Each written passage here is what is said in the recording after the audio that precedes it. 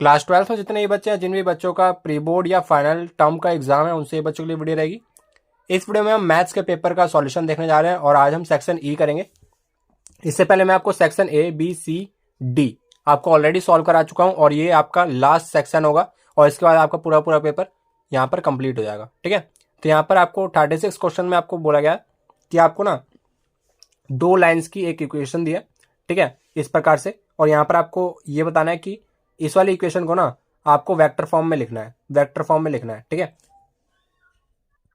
तो बहुत ही सिंपल सा आपका इसका सॉल्यूशन हो जाएगा। जैसे कि आपकी जो फर्स्ट इक्वेशन है वो है आपकी x-6 divide by 1 is equal to y-2 divide by -2 is equal to z-2 divide by 2। इसको मान लिया हमने लैम्डा के इक्वल, और यहाँ पर से x की वैल्यू निकाली। x की वैल्यू आ जाएगी आपकी कितनी, ये आ जाएगी आपकी λ+6। y मिल जाएगा आपको कितना, -2 λ+2। z मिल जाएगा कितना, 2 λ+2।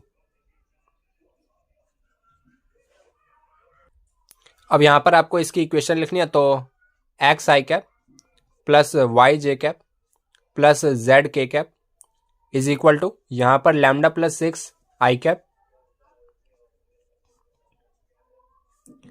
प्लस -2 λ+2 j और प्लस में 2 λ+2 k। अब यहाँ पर इसको मान लिया मैंने r वेक्टर, और यहाँ पर से ये हो जाएगा आपके पास, यहाँ पर से 6i और यहाँ पर आ जाएगा आपका 2j और यहाँ पर से 2k। और अब जो है हम लैम्डा को कॉमन ले लेते हैं। यहाँ पर बच जाएगा आपका 1i, यहाँ पर बच जाएगा आपका -2j और यहाँ पर बच जाएगा आपका क्या, प्लस का 2k। तो यहाँ पर आपको लाइन 1 की जो वेक्टर फॉर्म है वो यहाँ पर आपको मिल चुकी है। इसको कहते हैं हम वेक्टर फॉर्म, और जिस फॉर्म में ये दी गई थी इसको कहते हैं हम कार्टेशियन फॉर्म।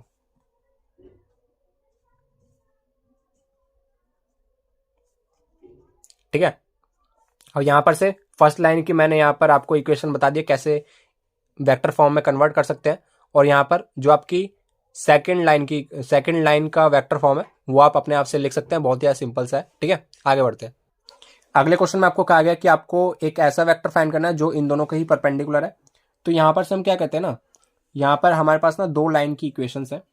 तो पहली लाइन की इक्वेशन है आपके पास x-6 divide by 1 is equal to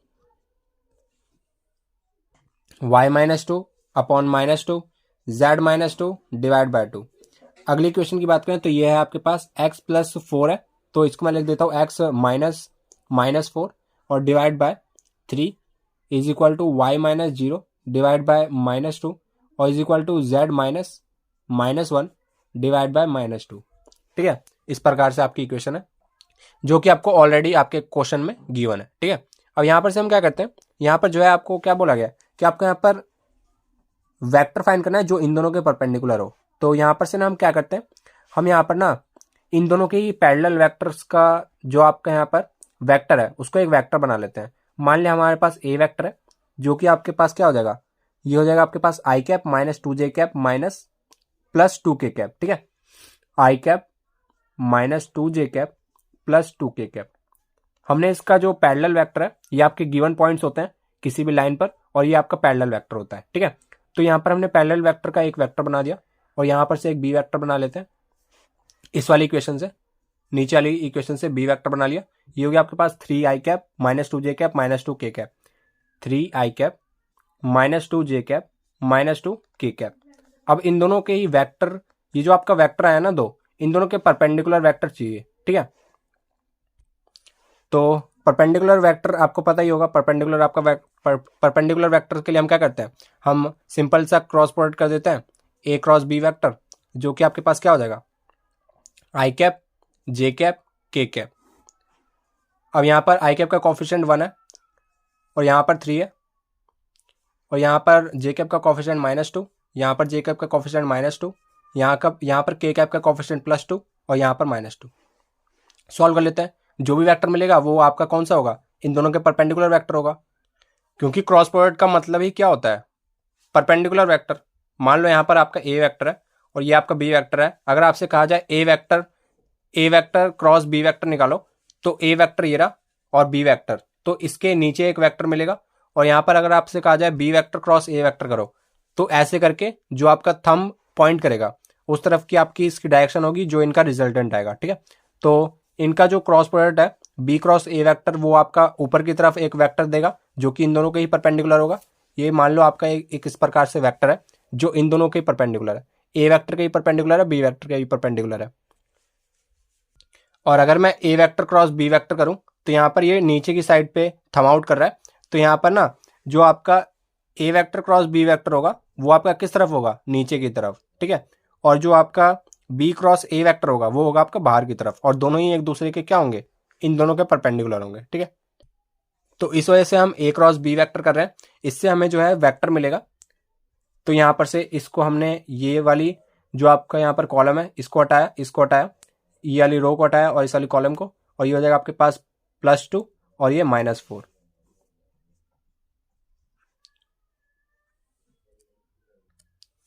और यहाँ पर मैं आपको बताया तो एक बार दोबारा से कर लेते हैं, यहाँ पर जो है कैलकुलेशन मिस्टेक बहुत ज़्यादा होती है। यहाँ पर इन दोनों को छुपा लिया, इस वाले कॉलम को, इस वाले रो को। ठीक है, अब -2 इंटू -2 प्लस का 4 हो जाएगा, प्लस का 4। ठीक है, इस प्रकार से आपकी गलती हो सकती है। ये हो गया आपका +4 और ये हो गया आपका कितना, -4, और एक फॉर्मूले का माइनस होता है तो इसको कर देगा प्लस, माइनस का जे कैप, और यहाँ पर इसको छुपा लिया और इसको छुपा लिया। ये हो गया आपके पास -2 और ये हो गया आपके पास कितना, -6। ठीक है, प्लस में के कैप। अब यहां पर से इसको छुपाया -2 और ये हो गया आपके पास +6। अब इसको सॉल्व कर लेते हैं। 8 आई कैप, ये हो जाएगा आपके पास -8 और +8 कर देगा, बाहर माइनस है तो प्लस का 8 जे कैप, और ये हो जाएगा आपके पास कितना, ये हो जाएगा आपके पास 4 के कैप। तो ये हो जाएगा आपके पास परपेंडिकुलर वेक्टर जो इन दोनों के ही लाइन के क्या होगा, परपेंडिकुलर होगा। ठीक है, इसको हम नया वेक्टर कह देते हैं, इसको मैं कह देता हूं पी वेक्टर। ठीक है, अब जो है ना अगले क्वेश्चन में बोला गया कि आपको ना यहाँ पर शॉर्टेस्ट डिस्टेंस फाइंड करना है। बोथ दी स्क्वी लाइंस, ये आपकी दो स्क्वी लाइंस है। ठीक है, तो इनके बीच में ना आपको जो है शॉर्टेस्ट डिस्टेंस फाइंड करना है। तो डिस्टेंस का आपका फॉर्मूला क्या होता है, शॉर्टेस्ट डिस्टेंस का ये होता है आपके पास, मॉड लगा होता है सबसे पहले A2 माइनस A1 वेक्टर, और इसके बाद डॉट प्रोडक्ट करना है आपको B1 क्रॉस B2 वेक्टर, और अपॉन में है इसका magnitude B1 vector cross B2 vector. इसको समझाने के लिए मैं थोड़ा सा ना यहाँ पर दोबारा से मैं आपके लिए एक लाइन की इक्वेशन लिख रहा हूँ। यहाँ पर जो है मैंने लिख दिया A1 vector plus lambda times of B1 vector, और दूसरे लाइन की इक्वेशन है A2 वेक्टर प्लस में इसको लिख लेता हूँ म्यू टाइम्स B2 वेक्टर। ठीक है, यहाँ पर से आपको पता लग रहा है जो आपका A1 और A2 वेक्टर है ये दोनों कौन से हैं, ये दोनों हैं आपके गिवन पॉइंट्स किसी भी लाइन पर, और ये जो आपके B1 क्रॉस B2 वेक्टर आएगा ये हम ऑलरेडी अभी हम पिछले जो आपका इसका जो सेकंड पार्ट था ना उसमें हम सॉल्व कर चुके हैं। ठीक है, तो B1 क्रॉस B2 वेक्टर आया था हमारे पास, मैं आपको बता देता हूँ, B1 vector cross B2 vector आया था हमारे पास 8 i cap plus 8 J cap plus में 4 के कैप। और इन दोनों लाइंस के जो आपके पास यहाँ पर मैं आपको दिखाई देता हूँ एक बार, ये जो आपके गिवन पॉइंट्स है ना वो ये होते हैं, ये माइनस वाला साइन नहीं देखेंगे, ओनली ये +6, और यहाँ पर ये हो गया आपका +2 और ये +2। ठीक है, और ऐसे यहाँ पर -4 और 0 और ये -1। तो ये यहाँ पर ये हो जाएगा आपका A1 वेक्टर जो हो जाएगा वो हो जाएगा 6 आई कैप 2 जे कैप 2 के कैप, और यहाँ पर हो जाएगा आपका -4 आई कैप 0 जे कैप प्लस माइनस का के कैप। ठीक है, और बाकी इनके जो पैरेलल वेक्टर्स थे 1 -2 2, इसका जो हम क्रॉस प्रोडक्ट है वो हम ऑलरेडी निकाल चुके हैं। इसका जो क्रॉस प्रोडक्ट आया था वो आया था आपका 8 i cap plus 8j cap plus 8k cap plus 4k cap, ठीक है। तो यहाँ पर से हम इसका जो है मैग्नीट्यूड की भी जरूरत होगी, तो यहाँ पर हम इसका मैग्नीट्यूड भी निकाल लेते हैं। ये हो जाएगा आपके पास कितना, 8 का स्क्वायर 64, 8 का स्क्वायर 64, 4 का स्क्वायर होता है आपका 16। कैलकुलेट कर लेते हैं, ये हो जाएगा आपके पास 128 और ये हो गया आपका 16, 4 और ये हो गया आपके पास 3 और ये 4 और ये 1, तो अंडर रूट 144 जो कि हो जाएगा आपका 12 का रूट, ठीक है। अब यहाँ पर से जो है हम a2 माइनस a1 वेक्टर, तो इसको जब हम कैलकुलेट करेंगे ये आ जाएगा आपके पास कितना, ये आ जाएगा आपके पास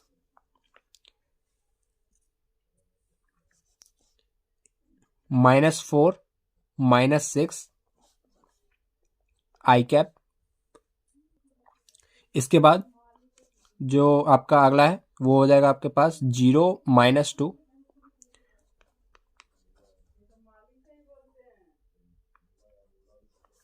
और इसके बाद हो जाएगा आपके पास k कैप और -1 -2, ठीक है। a2 vector minus a1 vector बराबर ये हो जाएगा आपके पास माइनस का 10 i कैप, ये माइनस का 2j कैप, ये हो गया आपके पास माइनस का 3k कैप। अब जो है हम इसको कैलकुलेट कर लेते हैं शॉर्टेज डिस्टेंस को। सारा का सारा डेटा हमारे पास आ चुका है। ये हो जाएगा आपके पास माइनस का 10 i कैप माइनस का 2j कैप माइनस का 3k कैप, और इसको आपको डॉट प्रोडक्ट करना है b vector cross b1 cross b2 vector के साथ। तो ये वाला वेक्टर आया था हमारे पास ये, और इसका हमें डॉट प्रोडक्ट करना है। तो ये हो जाएगा आपके पास माइनस का 80, ये हो जाएगा आपके पास कितना, माइनस का 80 माइनस का 16 और 4 इंटू -3 जो कि हो जाएगा आपके पास माइनस का 12। इसका मैग्नीट्यूड लिखा तो मैग्नीट्यूड आया था आपके पास 12। अब फाइनली अब आपका आंसर आ जाएगा आपके सामने। यहाँ पर ये हो गया आपके पास 96 और 12, 96 और 12 हो गया आपके पास कितना, 108, और यहाँ पर लगा आपके पास मॉड और डिवाइड बाय 12, तो 108 डिवाइड बाय 12 जो कि हो जाएगा आपके पास 9। तो शॉर्टेज डिस्टेंस आपके पास कितना आ गया, ये आ गया आपके पास 9 यूनिट्स। अब जो है ना आपका जो अगली 2 केस स्टडी है ना वो बहुत ही ज़्यादा सिंपल सी है, ठीक है। तो मैं चाहता हूँ वो आप अपने आप से अटैम्प्ट कर सकते हैं, आपके पास सैम्पल पेपर होगा, नहीं है तो आप टेलीग्राम चैनल को ज्वाइन कर सकते हैं, वहाँ पर मैं आपको उसकी PDF प्रोवाइड कर दूंगा। अब जो है मैं चाहता हूँ आपको ना कुछ ऐसे न्यूमेरिकल्स कराए जाएँ जो आपके लिए बेनिफिशियल हो, ठीक है। तो मैं चाहता हूँ अगर आप इस वाली वीडियो पे आएँ तो आपको मैक्सिमम प्रॉफिट हो, और यहाँ पर से मैं आपको ऐसे क्वेश्चंस की प्रैक्टिस कराऊँ जो आपका लेवल बढ़ा सके, ठीक है। आपके पेपर में आपको कॉन्फिडेंस आ सके, आपके प्री बोर्ड एग्जाम में या फाइनल टर्म के आपके बोर्ड एग्जाम में, ठीक है। तो यहाँ पर आपको बोला गया कि यहाँ पर ना आपके पास एक फंक्शन है इस टाइप से, अंडर रूट में 1 minus cos 2x divide by 1 plus cos 2x, और यहाँ पर आपको डिफ्रेंसिएशन फाइंड करना है एफ डैश पाई बाय 3 पे, ठीक है। तो बहुत ज़्यादा सिंपल सा क्वेश्चन रहेगा। यहाँ पर जो है ना आपका जो फंक्शन है इसको मैं y मान लेता हूँ, y बराबर लिखा है आपका अंडर रूट में 1 minus cos 2x divide by, अगर आपने ट्रिग्नोमेट्री पढ़ी है ना तो एक आइडेंटिटी भी होती है, इसी फॉर्मेट की होती है। मैं आपको वो रिमाइंड कराना चाहूंगा, उससे पहले मैं आपको इसको सॉल्व करा देता हूँ। इसका रैशनलाइजेशन करते हैं 1 माइनस कॉस 2x अपॉन में 1 माइनस कॉस 2x, ऊपर आपको दिख रहा होगा ये बन गया आपका 1 माइनस कॉस 2x का होल स्क्वायर, और डिवाइड बाय ये हो गया आपके पास साइन स्क्वायर 2x, ये हो गया आपके पास कितना 1 माइनस कॉस स्क्वायर 2x जिसको हम लिख सकते हैं साइन स्क्वायर 2x। अब दोनों पे स्क्वायर लगाए, इन दोनों को मैं बाहर निकाल सकता हूं, रूट लगाए तो स्क्वायर और रूट आपस में कट जाते हैं, और यहां पर हो गया आपका साइन 2x। तो ये आ गया आपके पास कितना, fx आ गया आपके पास 1 minus cos 2x divide by sine 2x। ऊपर वाले को सॉल्व करते हैं, ये आ जाएगा आपके पास 2 साइन स्क्वायर x, और नीचे आ जाएगा आपके पास 2 साइन x कॉस x। 2 से 2 या ऊपर बचा आपके पास साइन स्क्वायर एक्स, नीचे बचा आपके पास sine x cos x, sine से साइन गया, ये बन गया आपके पास टेन एक्स। अब आपको पता लग गया एफ एक्स जो है वो किसके बराबर है, टेन एक्स के बराबर है। अगर मैं इसका डिफ्रेंशिएशन करूं तो ये आ गया आपके पास सेक स्क्वायर एक्स, और अगर मैं यहाँ पर एक्स की जगह पे डाल देता हूँ यहाँ पर पाई बाय 3, जो कि होता है आपका 60 डिग्री, और यहाँ पर इसका आंसर क्या हो जाएगा, सेक पाई बाय 3 होता है आपका कितना 2, और 2 का स्क्वायर करना है, तो ये आ गया आपके पास 4। तो इतने ज़्यादा सिंपल से क्वेश्चन आते हैं आपके पेपर में, आप एक बार देख सकते हैं, और बहुत सारे बच्चे इसको आइडेंटिटी के तौर पे भी याद रखते हैं। √1 minus cos theta upon 1 plus cos theta, ये होता है आपके पास कितना, ये होता है आपके पास tan थीटा बाय 2। आपको ये याद होना चाहिए, ठीक है। बहुत ज़्यादा सिंपल सा आपका आइडेंटिटी है,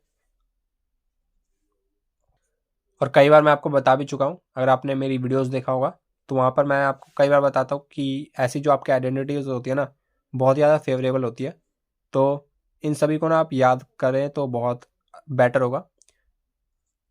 अब आगे बढ़ते हैं।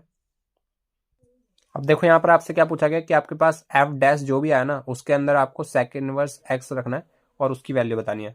तो अभी हमने देखा था जो हमारा एफ डैश एक्स आया था, ये हमारे पास क्या आया था, ये आया था हमारे पास सेक स्क्वायर एक्स, ठीक है। अब आपको बोला गया कि आपको यहाँ पर ना एक्स की जगह पे सेक इनवर्स एक्स लिखना है, तो यहाँ पर से बहुत ही सिंपल सा हो गया, यहाँ पर हो गया आपका सेक, और यहाँ पर एक्स की जगह पे लिखना है आपको सेक इनवर्स एक्स, और इस पूरे की पावर कितनी है 2, ठीक है। तो यहाँ पर से आपके पास आ गया ये एक्स, और ये आ गया आपके पास इसका स्क्वायर, तो ये हो गया आपके पास एक्स स्क्वायर। तो आप देख सकते हो कैसे आपके पास केस स्टडी भी बन के आ सकती है किसी भी क्वेश्चन की, ठीक है। बस आपको फॉर्मेट पता होना चाहिए और किस क्वेश्चन को कैसे टैकल करना है वो आपको पता होना चाहिए, फिर आप हर एक क्वेश्चन को आराम से कर सकते हैं। जैसे कि थर्ड क्वेश्चन में आपको बोला गया कि y बराबर है आपका कॉस एक्स की पावर कॉस एक्स, इसकी पावर कॉस एक्स, और ऐसे टिल देन इन्फिनिटी। तो ऐसे क्वेश्चन का फॉर्मेट बहुत ही सिंपल सा रहता है। यहाँ पर जो भी ये कॉस एक्स है, इसके ऊपर जहाँ पर से भी रिपीटेशन स्टार्ट होने लग जाए ना, उसी को वहाँ पर क्या मान लो, y मान लो, जिसके भी वो बराबर है उसी के बराबर उसको मान लो, ठीक है। y बराबर कॉस एक्स की पावर होगी आपकी y। तो अब क्या करते हैं, दोनों तरफ लॉग ले लेते हैं, लॉग y बराबर y लॉग कॉस एक्स हो जाएगा, ठीक है। डिफ्रेंशिएट कर देते हैं, और यहाँ पर मैं आपको बता देता हूँ यहाँ पर आपको फाइंड क्या करना है, पता चला फाइंड ही नहीं, फाइंड क्या करना है ये नहीं पता लगा है। Find the dy over dx, तो डिफ्रेंशिएट करते हैं, ये हो गया आपके पास 1/y, और y का डिफ्रेंशिएशन dy ओवर dx, और यहाँ पर प्रोडक्ट रूल लगाते हैं, यहाँ पर हो गया आपका y का डिफ्रेंशिएशन dy ओवर dx, और प्लस में अब प्रोडक्ट रूल के हिसाब से इसका डिफ्रेंशिएशन ये एज इट इज, अब यहाँ पर इसका डिफ्रेंशिएशन ये एज इट इज, तो y एज इट इज, इसका डिफ्रेंशिएशन 1/cos x, और cos का डिफ्रेंशिएशन माइनस साइन एक्स।